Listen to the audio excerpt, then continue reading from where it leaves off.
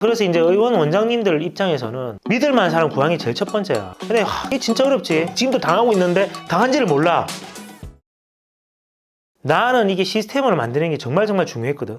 중요한 거는 전문가들을 모은 다음에 적절한 보상을 통해 가지고 서로가 윈윈되는 구조를 만드는 게 사업의 기초인 것 같아. 전문가들을 모으셨습니까? 지금은 전문가를 모았지. 봐봐. 우리가 만난 지 이제 2년 됐잖아. 그럼 그 사이에 우리가 얼마나 성장을 했어. 결과적으로 매출도 그렇고, 맞지? 난 내 생각으로는 적절하게 난 보상을 했다고 생각하고, 적절히 아니지. 내 입장에서는 최선을 다해서 보상을 했지. 아니야, 내 진짜 줄 수 있는 거 거의 다 줬다. 물론 그 과정에서도 나도 많이 번 건 맞지. 내가 그래도 줄 수 있는 거는 많이 줬다는 생각하고, 이 정도 줄 수 있는 원장은 별로 없지 않을까? 어떻게 생각해? 맞죠. 맞지? 우리가 자영업과 사업이라는 게 있잖아. 차이가 뭐야? 내가 이래야 되는 자영업이죠. 시스템을 굴러가면서 맞지? 의원은 기본적으로 자영업이 될 수밖에 없어. 왜냐, 의원이라는 거는 거의 1인 아니면 부원장 하면 되는 시스템이잖아. 부원장이 돌릴 수는 없지. 그럼 그렇게 말하겠지. 원장님이 매출 제일 많이 내고 원장님이 진료 제일 많이 보는데 자영업 아니에요? 아, 맞지. 아직도 자영업이지. 어떻게 보면 사업으로 넘어가기 전 단계지. 의사가 어쨌든 사업을 하려고 그러면 규모도 당연히 있겠지만 규모보다 더 중요한 시스템 같거든. 예를 들면 의원이지만 사업이 될 수 있지. 어떤 사업이냐면 내가 일하는 시간을 점점 줄이고 우리 부원장들을 가지고 돌리는 거지. 내가 빠져도 매출에 변동이 없다 그러면 그건 사업이 되겠지. 맞지? 병원이지만 우리 매출에 절대적으로 내가 없으면 안 된다 그러면 그거는 병원이지만 자영업이지. 앞으로 병원이 큰다고 하더라도 나는 계속 수술하고 진료할 거니까 그건 자영업이라고 보기보다는 나의 정체성이지. 정형외과 의사로서 살아간 정체성이고 어쨌든 시스템화가 돼야 되는데 참 어려운 것 같아. 왜 의사가 자영업에서 사업의 단계로 넘어가기 어렵냐면 이게 꼭 병원이다 의원이다 말한 건 아니야. 아까 말했지만 의원도 시스템화되면 사업의 단계로 넘어갈 수 있어.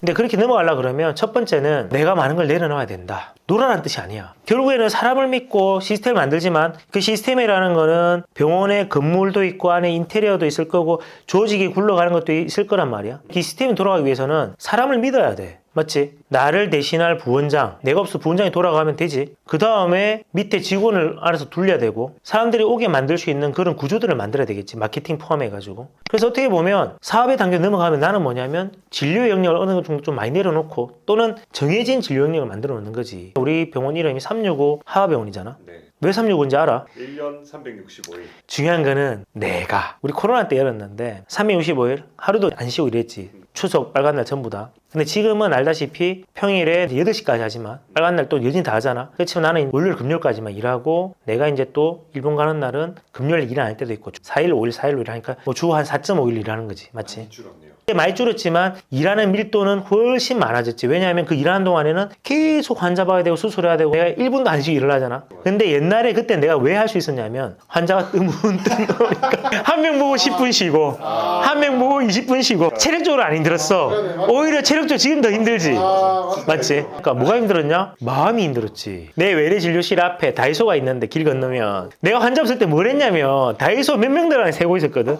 우리 병원보다 많이 오는 거야 다이소가. 그래서 그때 현타 많이 느꼈고 2019년도 12월 달인가 그때 코로나 터지기 시작했지. 그러니까 3, 4월 달에 봉쇄령이 내려지고 내가 7월 달에 개원했거든. 근데 7월 달에 왜 개원했냐면 나는 그게 메르스처럼 몇 달 지나면 끝날 줄 알았어. 그게 4년 동안 이어질 줄 몰랐다니까. 문제가 뭐냐면 병원을 지었다는 걸 알아야 되는데 그럼 사람들이 댕기고 병원에 와야 되잖아. 사람들이 그때 밖에 나오지를 않았어.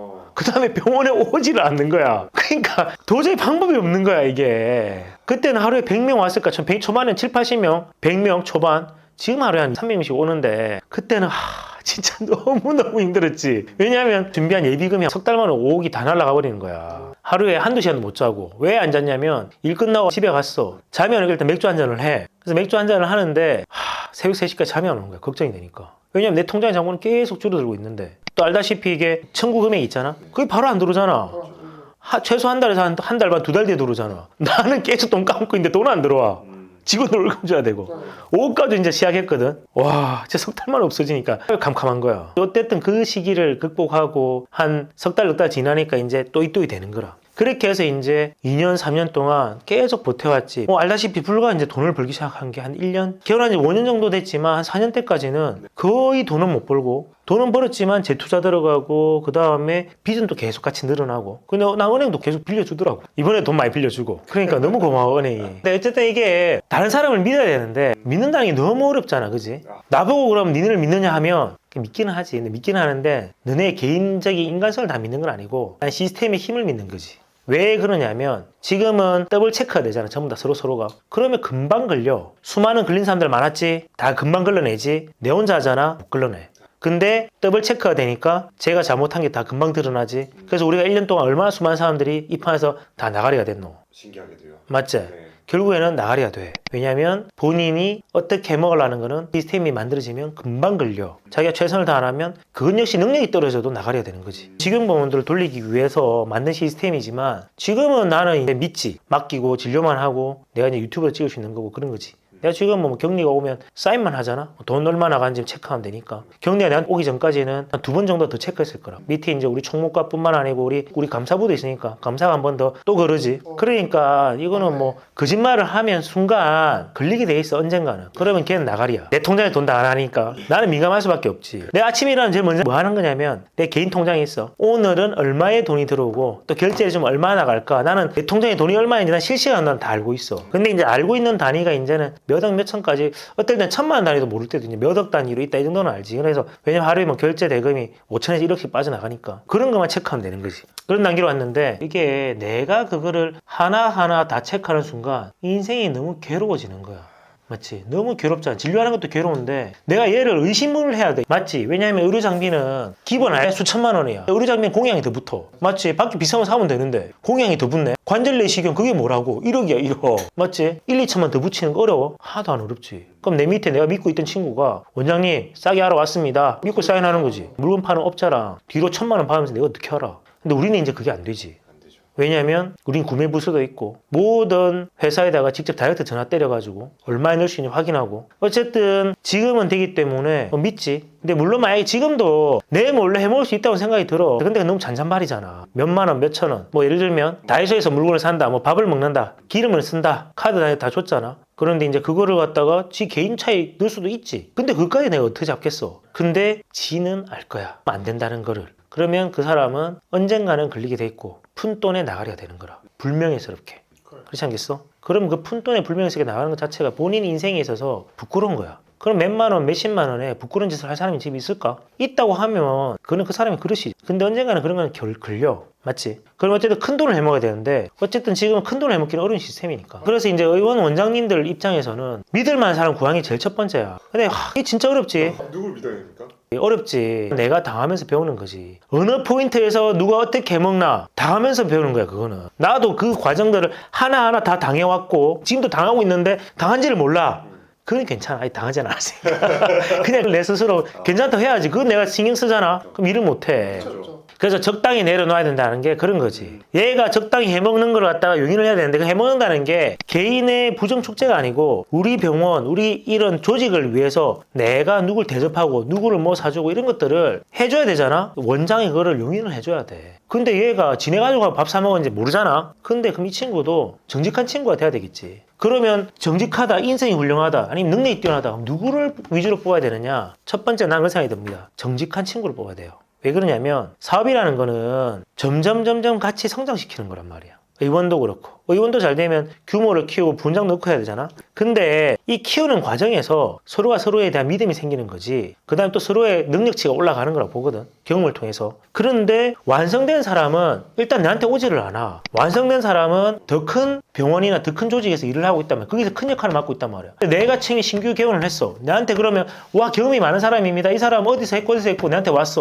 걔가 나한테 왜 와? 그렇네요. 그러면 두 가지겠지. 네. 그 조직에서 이미 나가게 되는 애지. 그 다음에 개원을 초기에 뭘 해먹으려고 들어온 거지. 그런데 정직하다, 성실하다 그러면 나랑 같이 하면서 서로 배워나가면서 커가면 돼. 맞잖아. 잘 되면 또 사람을 늘려나가면서 더블 체크하는 구조를 그다음 만들어야 되는 거고. 그 과정들이 필요한 거고 그 과정을 함께 하는 사람들이 같이 성장하는 구조로 나가야지 회사가 커지는 거야. 2년 전에 생각해봐. 두 친구 병원을 뭔지 알았어? 잘 몰랐잖아. 근데 그 당시에 뭐라고 생각했어? 나 알아. 맞지? 부끄럽지 지금은. 많이 몰랐죠. 맞지? 근데 지금은 같이 일해보면서 많은 걸 배우고 내가 이제 또 일을 하면서 적정선이라는 걸 배우잖아. 의료법이 진짜 무서운데 의료법이 잘못되고 한 달만 문 닫았다 하면 끝나는 거라 이거는. 왜냐면 인건비 수만이 많이 드니까 한 달 문 닫았다고 너네 쉬어라 한 달 뒤에 들어온나? 안 된다니까. 맞지? 그때 무서운 거예요. 그렇기 때문에 서로 이제 지키면서 배우는 거라. 맞죠? 그래서 이제 이 과정이 단지 필요한데 의원을 하면서 좀 시스템화를 하고 싶은 원장님들한테 얘기하고 싶은 거는 좀 내려놔야 된다. 그 다음에 사람을 좀 믿어야 된다.